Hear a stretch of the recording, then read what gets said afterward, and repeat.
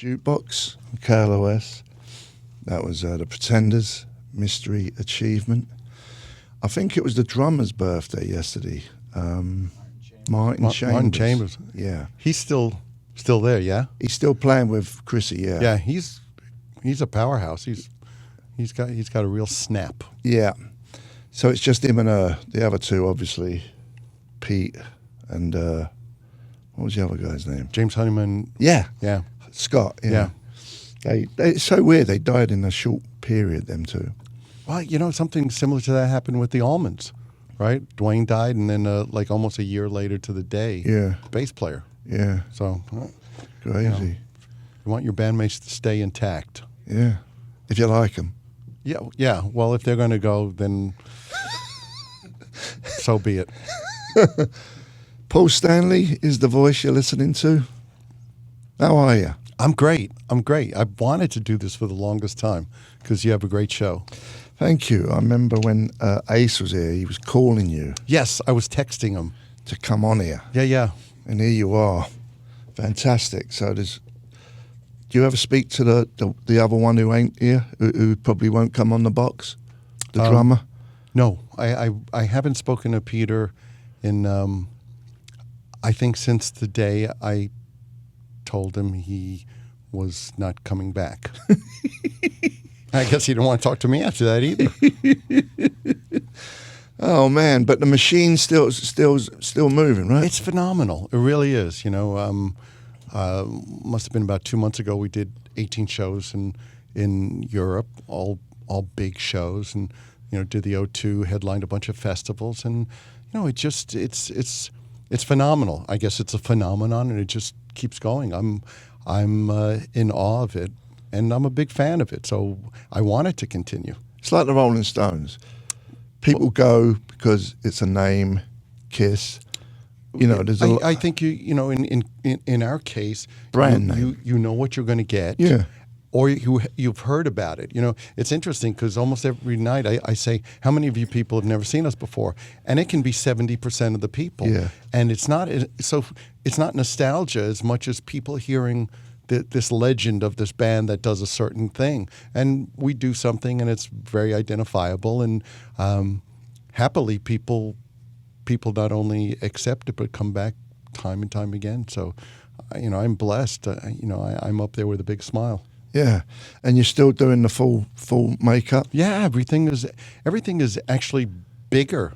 Bigger, better. The band is terrific. Eric, our drummer's been in and out of the band for 20 some odd years, and Tommy's been in probably about 14 or 15 years. So the band's stable, and we've all been in bands where there's tensions and stuff. Sure. It's great to be in a band where there's no tensions. Where everybody is just having a great time and we enjoy each other and actually, look forward to seeing each other.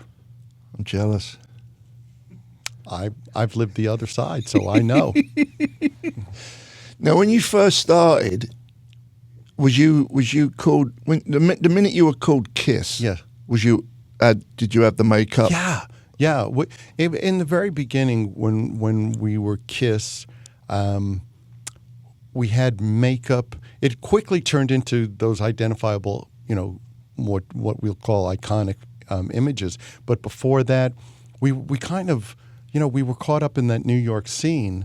And, look, some of those guys, their waists were the size of my wrist, so they looked great in those clothes. We looked like linebackers at a Halloween party. Yeah. We looked like football players dressed as women. Yeah. So we quickly, I remember Gene and I going to see the Dolls at the Diplomat, and we just went, you can't compete with, their image was so great and what they were doing on stage. I didn't think musically it was great to hear live, but it never translated, or transferred well to vinyl. But, we looked and said, we can't beat them at their game.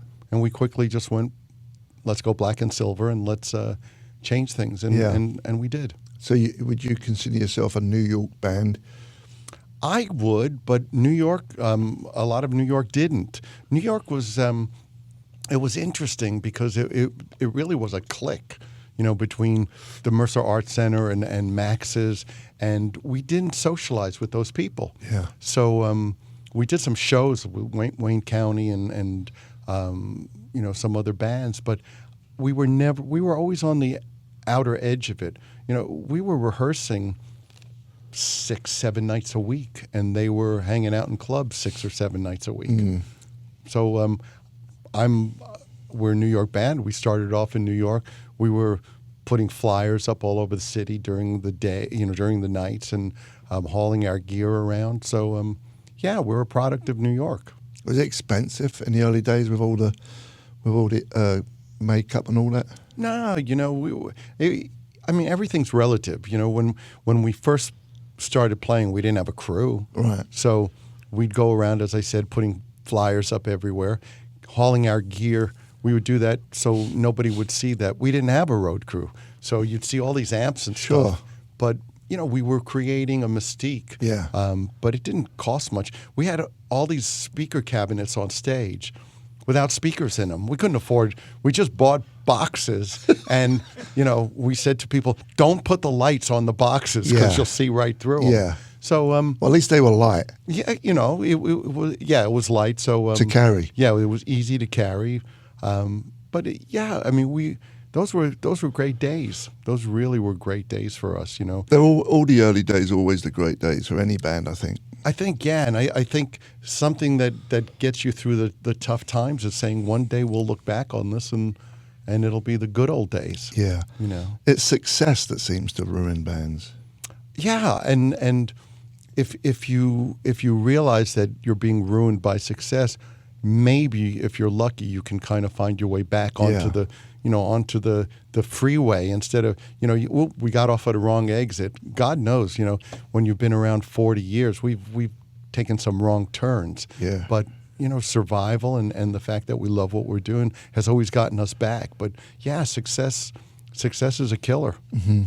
Did you have any birds that would, like the classic Spinal Taps? Oh, you don't need them. You can be a solo artist. Everybody has that. Everybody who hasn't been told by somebody that they're the smartest, the best looking, the most talented in the band. You ask every member of the band and you'll hear that. Yeah. Unfortunately, some people believe it so much that they leave. Yeah. Or they put themselves in a position where you have to ask them to leave. Yeah. I didn't invent the wheel. So, I do what I do well, but I'm not God's gift to rock and roll. Mm. Well, you are to some people. I appreciate that, but I'm more humble. Yeah. I think when we get too enamored with ourselves, that's part of the poison. Yeah. So you're going to be doing any more gigs? Yeah, we have a few gigs this month. We're in outside Dallas and a few other shows, and we just did 3 shows this past month. We're not on tour now, Yeah. So sometimes things come up that are interesting. So Yeah. we just played Toronto, outside Chicago, and Niagara Falls. But basically, we're off. I'm off. I have my 13-piece R&B band. We have a Motown Philly soul band with horns and backup singers, and we do Japan in January. Yeah, That's your thing? yeah. That's my roots as much as anything. I mean, I saw Solomon Burke, I saw Otis Redding, I saw the Temps. That's. I'd love to have seen Otis Redding. He was phenomenal. I saw him. The funny story was I was going to see Bo Diddley. Yeah. And announcer comes out on stage, and I'm a kid, and the announcer comes out on stage and says, Bo Diddley won't be appearing tonight. There's a 13-state alarm out for his arrest. Instead, we have Otis Redding. It was like my night.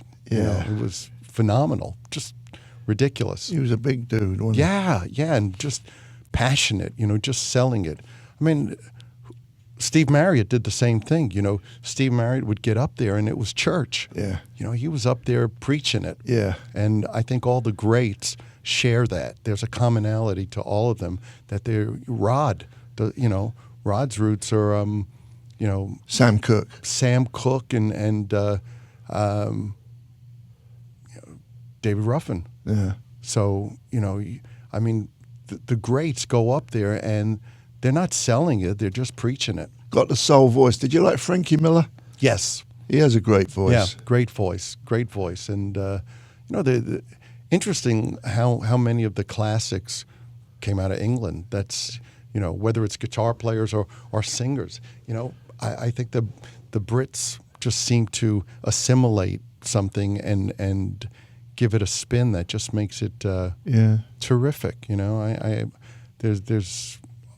have to say most of my heroes are all from the other side of the pond. You're welcome. Yeah, absolutely. I'm only here for the accent. You sound like you know what you're doing. Did you? I forgot what I was going to say now. Because I complimented I know. you. No, I know what it was. Were you guys popular in England? Kiss?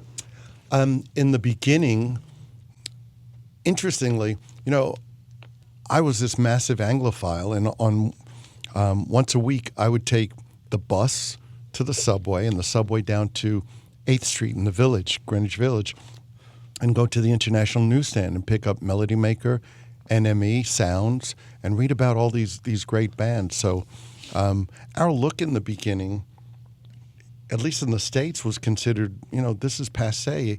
Everybody's listening to John Denver, and you guys are jumping around in platform boots. But we went over and did Hammersmith Odeon and did a tour, and we built a good following, but we always spent much more of our time here. And I remember talking to Brian May, and he said, they would have been much bigger in the States if they had spent more time here. Yeah. We stayed home quite a bit. What year was that in Hammersmith Odeon? It must have been 74 or 5. 5, yeah. Yeah. Yeah. I saw Queen at Hammersmith Odeon and Mott the Hoople.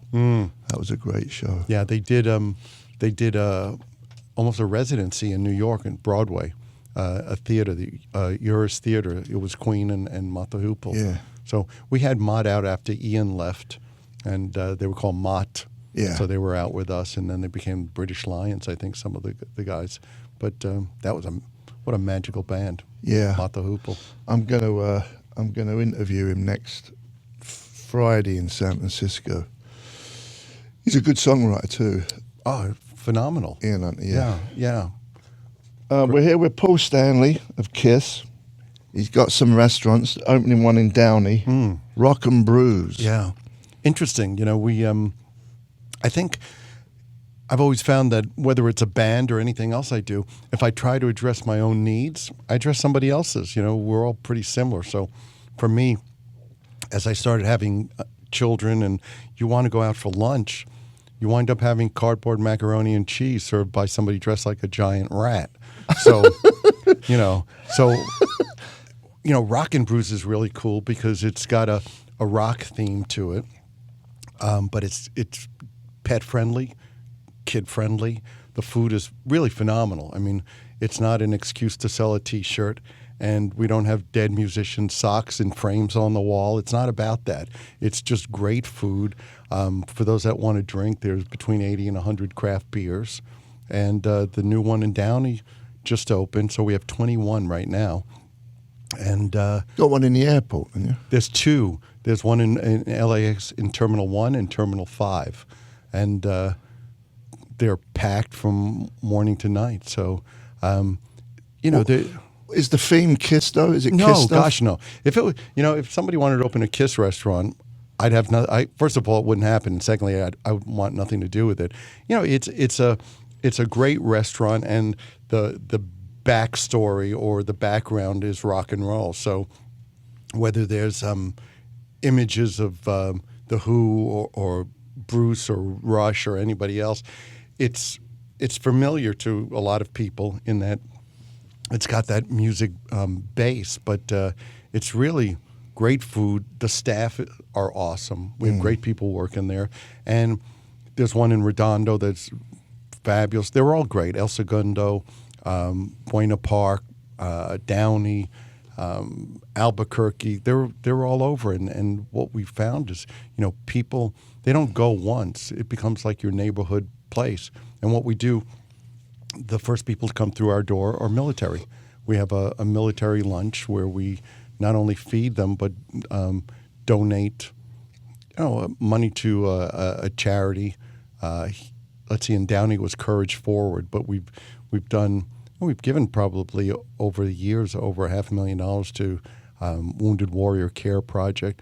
It's just interesting to me that we live in this country where we talk about freedom, and the people who think freedom's free are the ones who didn't do anything to get it. So, people who volunteer to go overseas and protect us, they come back and they get screwed. And it's probably up to us as citizens to make up the difference. So, for us, it really feels like not an obligation, but something we want to do very much. It seems more in their favor today than it did like after the Vietnam War. Well, that's so crazy because the military is beyond politics. The military are a bunch of people who love their country, and sometimes they've been sent to places that perhaps were questionable. But, you don't, those are the people who walk the walk. And for anybody to denigrate or insult those people when they come back, those people are heroes. Yeah. It's great to be high and mighty, and but it has no place with the military. Yeah. They just go where they're sent. Yeah, and God bless them. I have nothing but respect for them. Yeah. And firefighters. All of the first responders, the firefighters. Yeah. I support the firefighters. I try to not only help them financially, I give things for auctions, and those people are the unheralded heroes, man. They make this world what it is. Patriotism and loving your country, all that stuff is cool. And if you think otherwise, go visit another country. Nobody is trying to sneak into most countries. Yeah. Everybody wants to be here, and with good reason. Yeah. Yeah. Did you see the fire from? I was looking at it the other day when I was driving along the top there. Yeah, I saw all the smoke, and it was. It's coming from New York. There's things out here that we couldn't even relate to. Fires and earthquakes and mudslides. Yeah, but I love being out here. Yeah, me too. How long have you been out here? Well, I started coming out here with the band in the 70s. And around 1990, I just needed a change. New York had really gone into the toilet. We had a mayor, Dinkins, who New York, I was like the goodwill ambassador. I traveled everywhere and said New York's the greatest place. Yeah. All of a sudden I was saying, it's as bad as people say. It was like Escape from New York. I saw people having handbags torn off their arms during the afternoon. I saw rats running down the street. People sleeping in the gutter, and it was like, this is not the New York, that I love. So I left. Well, it's definitely cleaned up now. Yeah, tremendously so. Whole different place. Yeah, very much so. All right, let's play some music. We're here with Mr. Stanley from Kiss, and we're going to play a bit of Kiss. Take it away. You're listening to Jonesy's Jukebox on KLOS. That was Humble Pie, Thunderbox. Then we had Kiss, Firehouse Live. Firehouse, a little trivia, I was a big Move fan. And in New York, you would have this English Power Hour once a week where they would play the top 10 in England. What, on the radio? Yeah. And I heard this band, which I loved, The Move, and the song that they had a hit with at the time was Fire Brigade. Yeah. And I couldn't remember the song. I couldn't afford import albums. So what I would do is kind of like, okay, what do I remember of that song, and write my own song. So Firehouse actually came about from Fire Brigade. Yeah. Roy Wood. Great. Were they both in a band, or had Jeff Lynne already left when they did? Jeff Lynne was on for Shazam. Hello Susie is on that album. And I think the album afterwards. And then they did ELO together. Yeah. And then Roy Wood was either left or whatever happened. Yeah, they were Move were very popular in England. They had a couple of hits. That was one of them. Well, I don't think there'd be a cheap trick, as we know, Cheap Trick if there wasn't a move, because Yeah. they California Man. There you go. Yeah. What other ones did they have? They had a few, but I remember that one. Da da da da da da da da. Fire Brigade. Fire Brigade. Yeah. Run and get the Fire Brigade. Get the Fire Fire Brigade. Brigade. So I did Get the Firehouse. Yeah. So there you go. The little trivia. Does Roy know? I should tell him. Maybe he'd come knocking on your door. Oh, broke my heart. We were playing Detroit early on, and we used to love to have bands that either influenced us or bands that we liked open for us. So over the years, we had Judas Priest, Iron Maiden, Motley Crue, Bon Jovi, Bob Seger, Nugent, Mellencamp, Tom Petty. I mean, the whole gamut. But in Detroit, we got Roy Wood's Wizard, and I loved See My Baby Jive and all that stuff, that Phil Spector sound. And he went on and just was destroyed. I mean, they just... The fans hated him. Hated him. And it broke my heart, It's like, wait a minute, this guy is... Yeah. This is part of my roots. They probably didn't even know who they were. No. Most people. No. They had the great Christmas song too. Yeah. I wish it Would Be Christmas. Yeah. It was a good day. They had great arrangements. Great, very Phil Spector. Yeah. Ballpark Incident was one, and See My Baby Jive. Yeah. Just great stuff. They were like proper musicians, them guys. All the guys with the violins and terrific stuff. Yeah, they used to be on Top of the Pops all the time. Very vivid memory of them on Top of the Pops. When you did like a lot of bands when the disco era and you had your big hit, was that weird? Did you feel like, what we doing? Well, it became a double-edged sword because it became such a massive hit, mainstream hit, but it was also so contrary and contradictory to what we had done before. But look, we at that point in our history, we had so many problems. When we talk about fame and success, we were immersed in, we were becoming fat, wealthy musicians. Yeah. We forgot what made us and why we loved what we did. It became sycophantic friends, girlfriends, people hired to open doors for us. It lost its balls. It really did, and I Was Made for Loving You was part of that, but we were in such a quandary at that point.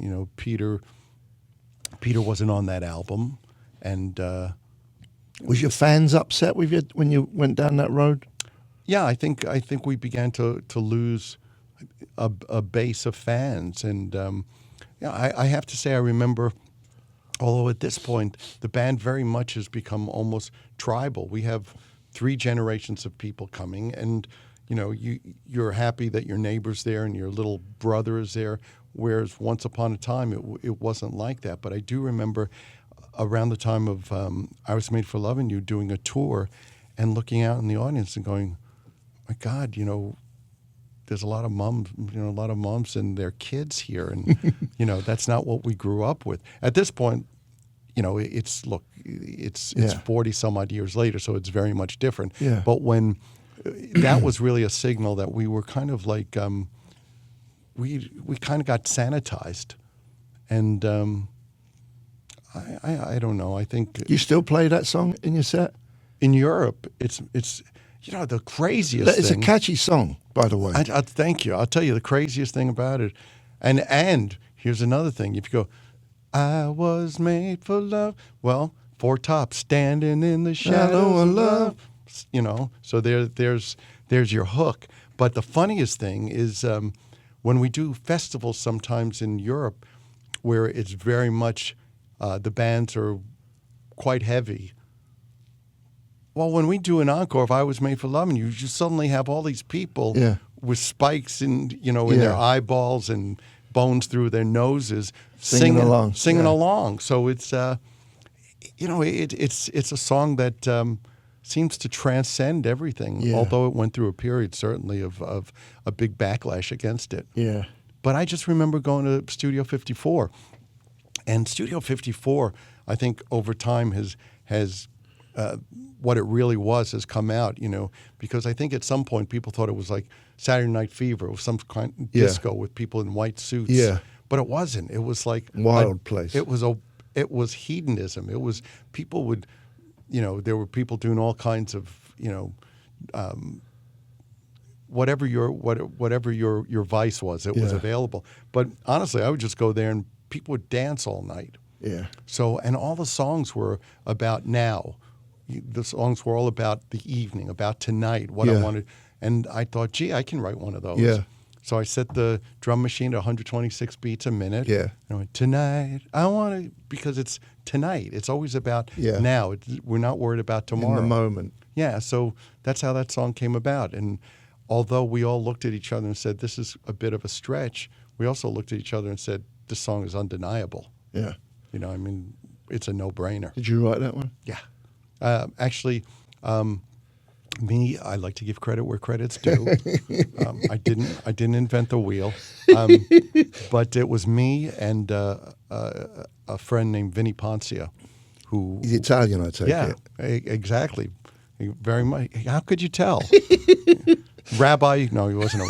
And that was mine and Desmond's first success together. I knew Desmond from New York. He had a band called Desmond Child and Rouge, and he was just he had this amazing band in New York with three girls. And the reason I went to see the band is because I saw a poster of the girls. Mm-hmm. But he turned out to be a super songwriter, and the first thing we did together was work on "I Was Made for Loving You." So it's not Kiss playing on it? Oh yeah, definitely. Yeah. It's all it's us. Yeah, interesting. Yeah. It was a stretch. That wasn't. But everyone was doing it. Stones did it. Yeah, So, but I think that sometimes we were held to a stricter set of rules. You can't do that. That's selling out. Let the Stones do that, or let this other band do that. But to me, it was like, the reason Kiss I like to think Kiss was about not having any rules. And so we did that, and that's part of the freedom of creating. Yeah. Is everybody doesn't have to like everything. Right. You're free to buy, not buy, come see us, not see us. But Bob Dylan's a good example of that. Yeah. From when he was folky and went electric, all the people backlashed on him. But yeah, and I loved he said, I'm not I never took up the cause of I'm not the god of acoustic music. You put that on me. Yeah. So it was great. Yeah. Should we play some music? Let's give your restaurant another plug. You got a new one opened in Downey. It's called Rock and Brews. Yeah, they're all Rock and Brews, and I can't say enough about them. Luckily, my rent is paid, so I don't need to be involved in anything or put my name on something that I don't believe in. Yeah. And the restaurants are just cool. They're great places to hang out, great places to have a meal.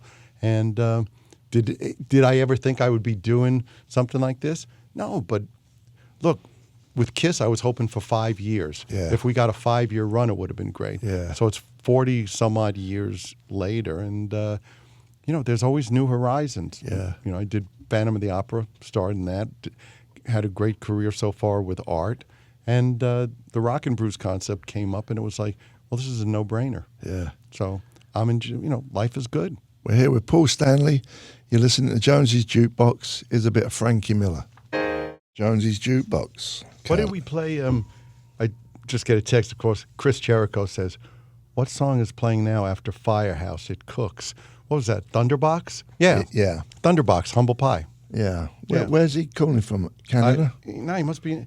I think he's out promoting his book. He's got a new book out. Yeah. Oh, I did his podcast a few weeks ago. Smart guy. Yeah. Smart guy. Good, real good guy. So he must be listening then. He must be listening. Chris, you're a good guy. You will be a good guy when you come on my show. There you go. Until then, you're not a good guy. What would we say? He was meant to come on. He blew me off. Don't make that mistake. You're going to kick his ass, Paul. I've done it many times. No, he's a good guy. He's had a song that's like gotten millions of plays on YouTube. He's got Judas. His band, right? Yeah, Fozzy. But Judas, great song. Little plug, Chris. So we had Kiss, Do You Love Me? Yeah. That was 40 years old. 40 years, my God, that's like an adult. 40 years, If you were born when that song came out, you're an adult now. Yeah. It's crazy. I don't know where the time's going. Did you? And we had Frankie Miller before that, Jealous guy. Did you? Like many other bands, did you have a dodgy manager who took you to the cleaners, or did you scathe that? Well, I always say, show me a band who hasn't been ripped off, and I'll show you a band who hasn't found out. Yeah. It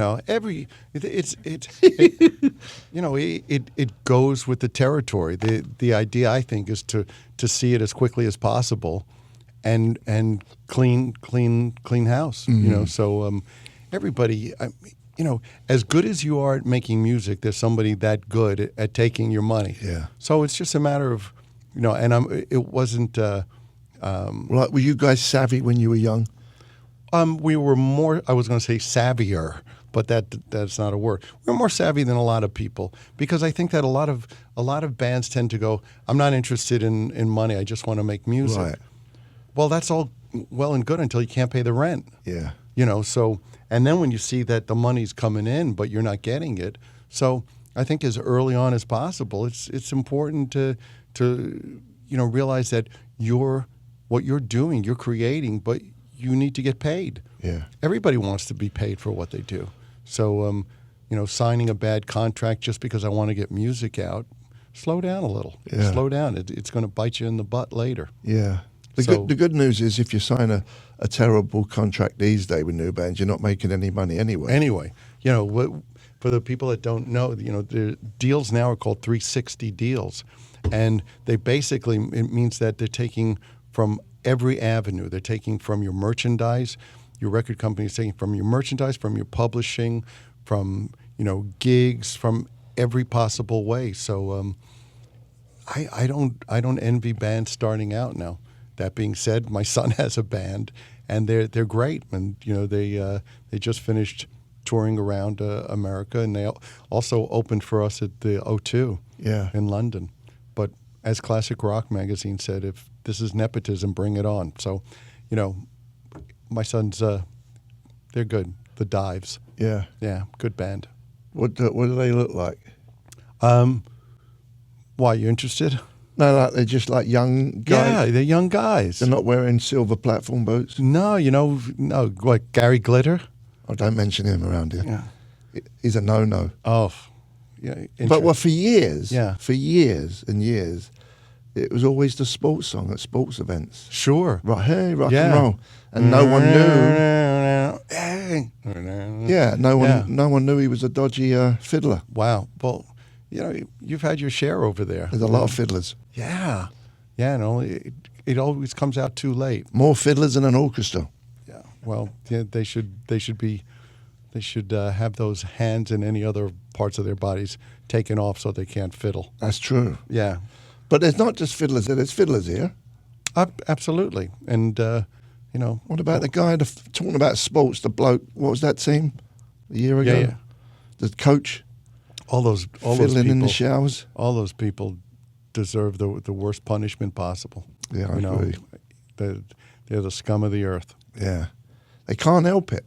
Well, then we need to help them. I think this is my theory for blokes like that, or women, or whoever's taking advantage of kids when they get caught. They should put them on an island and just leave them on an island. An island that they can't get off, and you just let them grow their own vegetables. But they have to stay there. You know what? Because a lot of them, when they get out, they'll fiddle again. Absolutely. So, or kill them. You're on the right track.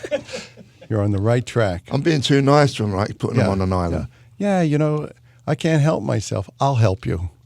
You know. Yeah. You know, I'm sorry I did it because it's my, it's a compulsion. Great. My compulsion is to wipe you out. Here, Paul Stanley. There you go.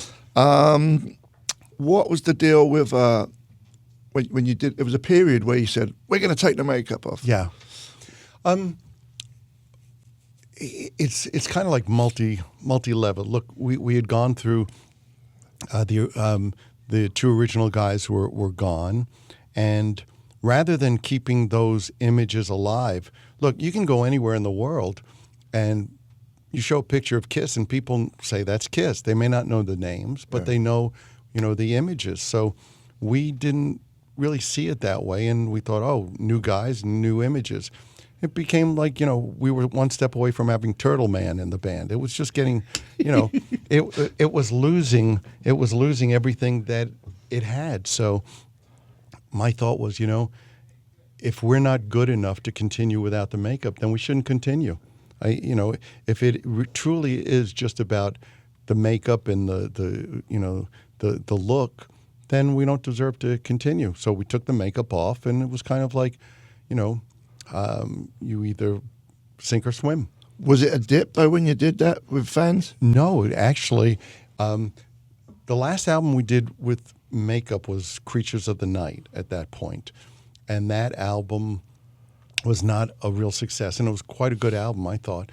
And Lick It Up was the next album, and that was non-makeup, and that probably sold 6 times as many copies. So you toured with that? Yeah, and let's see, from 83 to 95, we were out of makeup, and you can't compete with that makeup image. So people are, of course, going to go, well, it's it doesn't have the same gravitas, but what people consider our lean years were platinum selling albums. Yeah. Did you ever sell makeup, Kiss makeup? Yeah, of course we did. You want some? I would love some because I do a lot of videos on Instagram well, you where need I dress to shave. up. Otherwise you'll look, with the makeup you'll look like the Yeti. Yes, or like a street clown. Should we play some music? We're here with Paul Stanley, and he's got a new restaurant in Downey, Rock and Brews. Yeah, and there's Redondo and El Segundo and Buena Park, and we're going to do Carson, and we got Carson, and we're doing Vacaville up near Napa Valley. So, yeah, I mean, Ain't you got any in New York where you're from? No, not yet. But this is our 21st, and we should have 50 in no time. And it's not because we're actually trying to hold it back some. They're so successful, but for us, it's really important to make sure that anybody that gets involved with Rock and Brews maintains our standards. So, I mean, we're really bent on making sure that everything that we started this as continues, and that means, being socially conscious to the military, to the neighborhood. It's easy to go into a neighborhood and plunder it. We want to be good neighbors, whether it means getting involved in local charities. A lot of stuff matters to us. This is, because you're successful doesn't mean you can't be socially conscious too. Mm-hmm. So we're having a great time and also making friends. Nice one. Let's play some Faces. There's a track called Borstal Boys. Gorgeous. Lovely, isn't it? Yeah, it's quite nice. Delicious. Beautiful. Yeah, it's lovely. We got to do a thing. All right then. Well, we're going to be giving away a pair of tickets right now for Ozfest meets Knotfest. Ozzy's going to be on the show tomorrow, but right now we have a pair of tickets, 2-day passes to the show for caller number 25 at 800-955-KLOS at Glen Helen Amphitheater and Festival Grounds November 4th and 5th. We'll take that winner right now, and then Ozzy's on the show. We have more tomorrow. All right. So you just play me some lovely music. Yeah, Philly Soul and Motown. I have a band called Soul Station, and all amazing musicians, backup singers. Everybody's played with either Stevie or Smokey or Whitney Houston or Christina Aguilera or Pink or John Mayer. And so 3 horn players, backup singers, and all we do is Motown and Philly Soul, but we do it exact. Spot on. The idea of like rearranging classics is crazy. So we play it the way, unfortunately, some of the originals can't do it anymore. So Yeah. it's massive sounding. It's great. Thanks. You were playing in me. I was blown away how good it was. Yeah, thanks. To the original. Yeah. Really good. I want to come when you do it again. You're going to play the Roxy again? I don't know where we're going to play. Last time we played, we did a bunch of shows, and then we had more shows scheduled, and I got a concussion skiing, so we had to bow out of some shows. So You fell over? yeah, with a helmet on. If I didn't have a helmet on, I wouldn't be here. It was kind of sobering to when you hurt your brain. That's pretty serious stuff. Did you hit a tree or something? No, I just spun around and smashed my head against the ground. Something you shouldn't do. Was you showing off? No, I was trying to keep up with my wife and trying to catch up to them, and all of a sudden I just lost control. Yeah. We found out. We looked at a picture of our Jimi Hendrix's knob. Knob, yeah. It wasn't long, but it was kind of fat. Yeah. Well, with the bird who did it, we had to get like the bird's face next to it to kind of figure out how big it was. and make sure that the knob wasn't closer to the camera than the face, because then it throws off the true perspective. Yeah, it's weird. That's got to be hard. It's got to be hard because they have to get them hard to make the cast for it. And how long are you going to stay in that state when you have like cold plaster of Paris around you? Yeah, I guess this was all before Viagra and Cialis and all that stuff. Yeah. Must have just What a had wonderful conversation. I know. Must have just had a fluffer on hand all the time. Anyway, we cleaned up that. I was curious because when you said he had massive hands, you know the story. So it doesn't always make sense. Steve, I'm going to leave this in your hands, so to speak. Oh, really? Yeah. Listen, we're going to knock it on the head soon. All right. I have rehearsal, actually. You do? Yeah, Kiss rehearsal. But can we do the Harley Davidson thing right now? Okay, if you want to do that, let's do that. We have all the names in your helmet. Okay, I'm going to let Paul pick the winner. We filming this? Shuffle around in there, in my helmet. Okay, here we go. Got it. Let's see. Who do we have here? We have Lauren Hollywell from West Hills. Lauren Hollywell, West Hills. That's a bird, right? Congratulations. She just won Jonesy's brand new Harley Davidson Street 750, provided by California Harley. Awesome. That's so weird. I knew it was going to be a bird who was going to win it. I should have said it beforehand, but then everyone thought I would have cheated. Well done. Well done, Paul. Listen, man. We have to do this again, yeah? Yeah. Yeah. That was good. That was a lot of fun. Thank you for coming by. Well, I see you so often, and it's always like, oh, we got to do this, but yeah, good to do. All good right, to mate. do. Cheers. Let's play some Kiss Strutter.